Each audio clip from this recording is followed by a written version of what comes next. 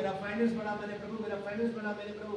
परमेश्वर अगर आपको अपना फाइनेंस बढ़ाकर दे देता है, फिर वो देखकर आपको देखेगा कि इसको फाइनेंस बढ़ाकर दिया है, कि मूर्खता में काम पैसा वेस्ट कर रहा है या भले काम कर रहा है। परमेश्वर देखिएगा, हालेलुया, आमीन।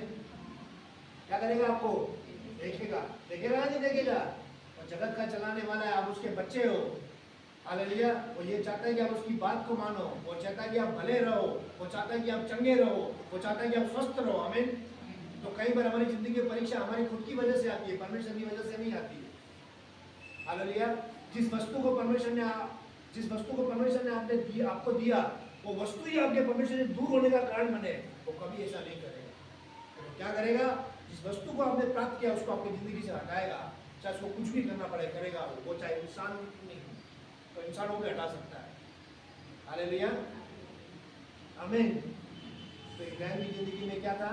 कि परीक्षा में पढ़ने का वर्णन था उसको, हालेलुया। लेकिन इब्राहिम की सच्चा परमेश्वर का भक्त था, बेटे को बलिदान चढ़ाना उसने चालू कर दिया, क्योंकि वो जानता था अपने मन में कि परमेश्वर इंसानों की बलि नहीं देता। उसको ये बात बता दी, हालेलुया, आमीन। और जब हमको कोई परमेश्वर वस्तु देता है, वापस मुझे छीनता है, देकर ले ली, तो हमको कैसा लगता है? हम सोचते लेते हैं वस्तु में जिंदगी से क्यों चली गई, कि हम ये हमारे साथ क्या हो रहा है, हमको कुछ समझ में नहीं आ रहा है, हमारे साथ नहीं हो रहा। क्यों हो रहा है? क्योंकि आपने उस वस्तु को ज़्यादा प्रिय जान लिया परमेश्वर से ज़्यादा। इसलिए वचन में अंदर, शमूएल के अंदर में लिखा हुआ है कि वो मारने में और झिलाने में बड़ा सामर्थ्य है, गिराने में उठाने में बड़ा सामर्थ्य है। तो कंगाल को उठाकर तो राजाओं के साथ उठा देता है, लेकिन राजाओं को कंगालों की तरफ नीचे फेंक भी देता है, आमीन, हालेलुया, आमीन। तो जिंदगी में बरकत मिली है तो बरकत देने वाले से ज़्यादा प्यार करना है, ना कि बरकत देने के बाद, आमीन। बरकत मिलने के बाद क्या रहना है? बोलो को क्यों के रहना है? बोलो क्यों के रहना है? आमीन। गाड़ी मिल गई, कोई दिक्कत नहीं है, घर बन गया, कोई दिक्कत नहीं, सब उसकी महिमा है, सब उसकी कृपा है, सब उसके अनुग्रह से हुआ है, हालेलुया, आमीन। अब आगे पढ़ो, इब्रानियों 12 का 5 और 6।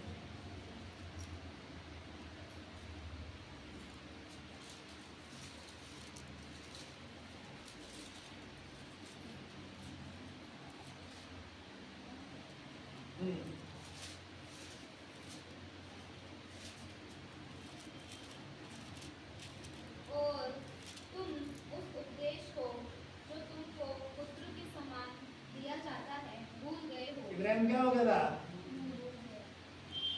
आशीष पाने के बाद भूल गया था कि किसने दी मेरे को बरकत। राहुल क्या हो गया था? इब्राहिम भूल गया था। भूल गया था, भूलना नहीं है, हालेलुया, आमीन। आपने कैसी शुरुआत कर दी, उस शुरुआत को हमेशा याद रखो, हालेलुया। जो व्यक्ति यीशु मसीह से बरकतों को पाने के बाद अपने पहले वाले दिनों को याद रखता है, पहले वाली शुरुआत को याद रखता है, प्रेम में कमी नहीं आने देगा, बोलने में कमी नहीं आने देगा, आज्ञा में कमी नहीं आने देगा, वो स्थिर हो जाएगा, हालेलुया। वो क्या हो जाएगा? स्थिर हो जाएगा, आमीन। तो लिखा हुआ है, पढ़ो बेटा। और तुम उस उपदेश को जो तुमको पुत्रों के समान दिया जाता है भूल गए हो। है मेरे पुत्र, प्रभु की कामना को फल की बात ना जान। हालेलुया। अब इब्राहिम की क्या हो रही है? और वो इस चीज को आत्मिक था तो समझ गया कि क्यों प्रभु मुझसे मांग रहा है, क्यों प्रभु ने मेरे साथ ये किया है, और वो तैयार हो गया, हालेलुया।